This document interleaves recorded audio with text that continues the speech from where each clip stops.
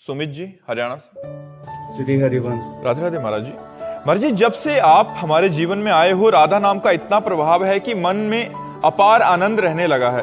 महाराज जी, भक्ति मार्ग पर चलते पवित्रता का अर्थ समझना चाहता हूँ कि पवित्रता का अर्थ ब्रह्मचर्य का पालन करना है क्या?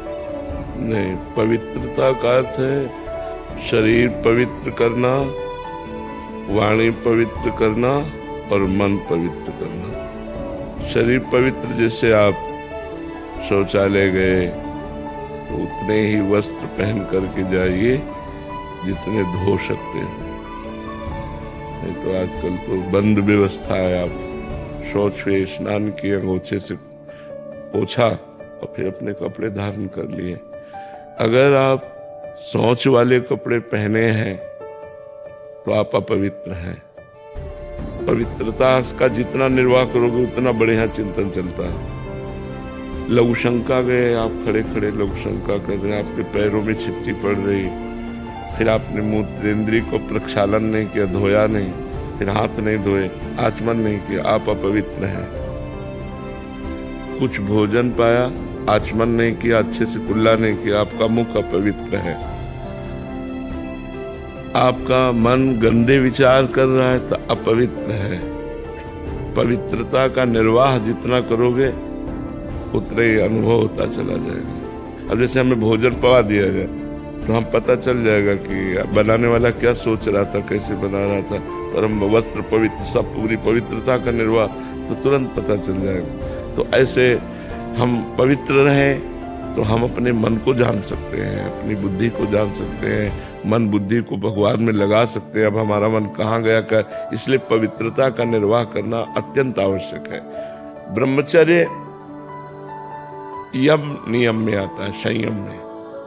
ब्रह्मचर्य और पवित्र करता है। ये तो बाह्य पवित्रता है, ब्रह्मचर्य आंतरिक पवित्रता करता है। यदि हम गृहस्थ में भी हैं तो जितना खींच पावे, महीने, 2 महीने, 4 महीने ब्रह्मचर्य रहे, जितना अधिक से अधिक। ब्रह्मचर्य एक अमोघ शक्ति है जो आपको हर समय उत्साहित रखेगी, स्मृतिवान रखेगी, शरीर को स्वस्थ रखेगी, मन को स्वस्थ रखेगी, नेगेटिव विचारों को रौन देगी, पॉजिटिव विचारों को उत्पन्न कर देगी। ये ब्रह्मचर्य में बहुत लाभ है।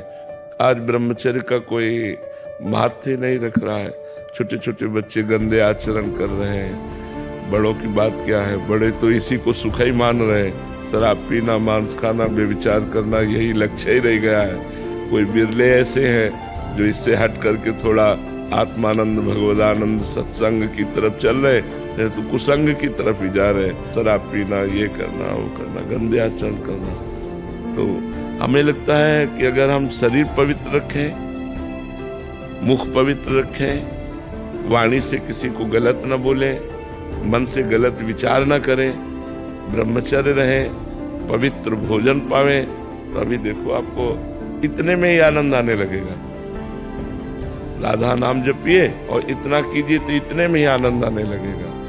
अब आप हमें 10 मिनट छोड़ दें, हम चुपचाप बैठ जाए, बाहरी स्मृति खत्म हो जाएगी। बैठे हैं नहीं, अब अपवित्र रहो, अपवित्र खान विचार पे, तो भगवान में थोड़ी, भगवान परम पवित्र है। जितना आप पवित्र रहोगे उतने आप भगवत चिंतन और अच्छे विचार आएंगे, आप तेजस्वी रहेंगे। पवित्र, देखो हमारी किडनी खराब है, डायलिसिस होता है। आपको क्या लग रहा है मैं डायलिसिस मैन जैसा हूँ?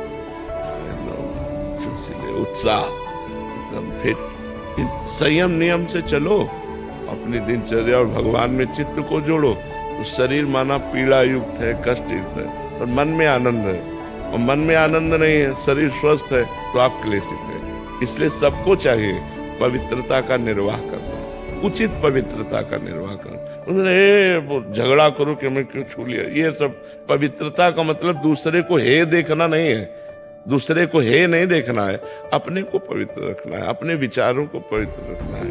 तो पवित्रता का तात्पर्य शरीर, मन, वाणी, इससे है।